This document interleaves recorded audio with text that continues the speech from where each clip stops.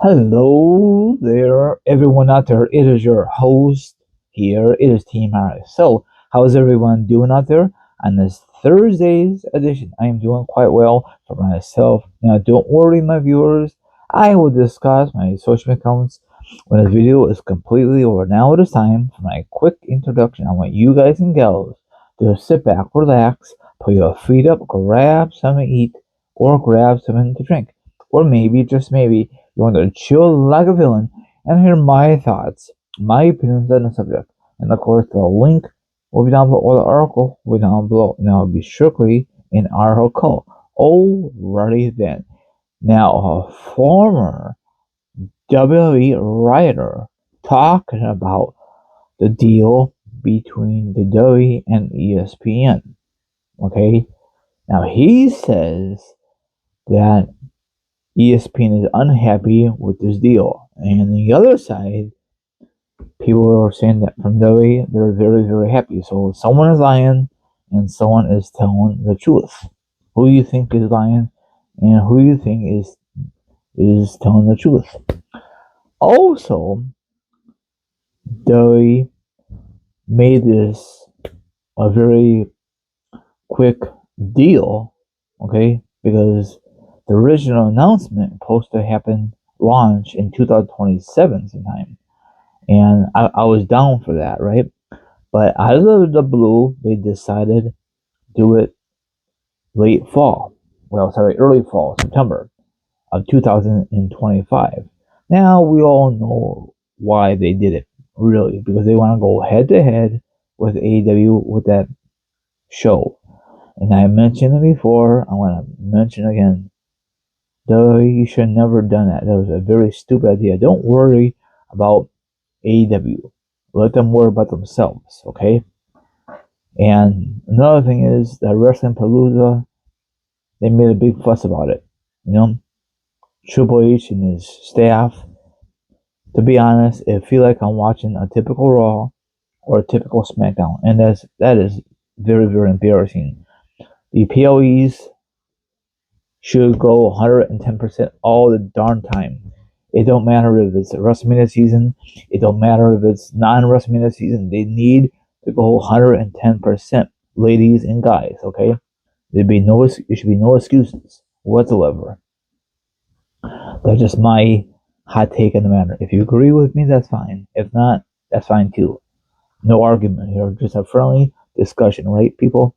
Okay, now I want to say this. Okay, the WWE and ESPN representative have reached to the former WWE writer comments. The two mainly judgment enter into a multi-year deal partnership early this year. Sorry, I got a little tongue-tied. Now you check this out. Now, when I first logged on back in September, I had a lot of flipping issues. I have to use my laptop to watch it.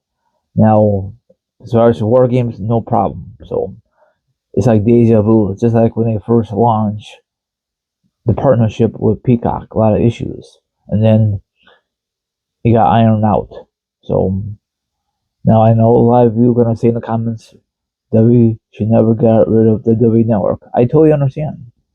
That was a very stupid idea. It was very reasonable, and it was just all wrestling footage from the past, present, and even the future. You know what I'm saying? But now it's all about money. You know, it's a business decision. I understand that.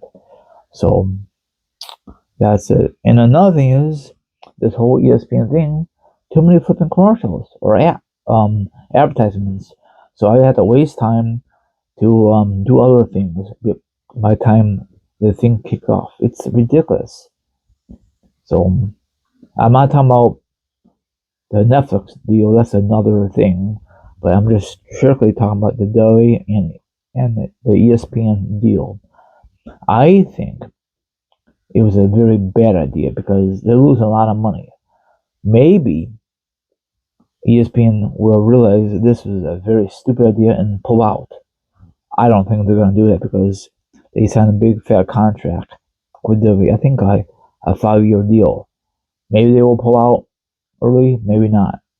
they should just remain with Peacock. I'm assuming they still have business with them because they have exclusively with Saturday Night Main Event. That was another stupid reason. They should never have exclusive. A lot of people don't want to spend the money on Peacock.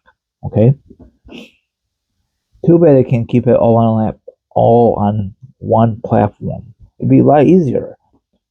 And another thing is, I don't understand off the record, in the UK, everything's on one platform, right? But in America, for Netflix, just off the record, you have Flipping Raw. And then on USA, you could be on regular TV or cable, or if you don't want to waste your valuable time, you could just watch the highlights on Flipping YouTube or on Twitch, all that other things. So they just want you to spend all that money. It's up to you, you know. And then you got NXT. I could care less about that, so it doesn't really bother me. I just care about the main shows, Raw, SmackDown, and POs. That's enough for me because I want to watch other things besides wrestling related. You know, other people just sleep, breathe, and that's about it about wrestling. Forget that noise. You know, there's other stuff you can watch on television. So that's about it. I think WWE made a huge mistake of getting rid of the WWE Network a few years ago. Now, speaking of that, off the record again, I don't know why I did that. Do you remember they made a big fuss about the WWE Network, the post launch 2012?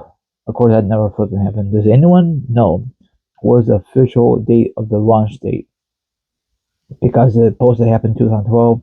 I remember because when I used to get the DVDs back in the day, those were good old days of this company, that the advertisement, I forgot what DVD it was, but maybe 2011 coming soon, 2012, it never flipping happened. Then they finally did it, so just mind-boggling. Sorry about this long video. Hopefully you watch this whole entire video.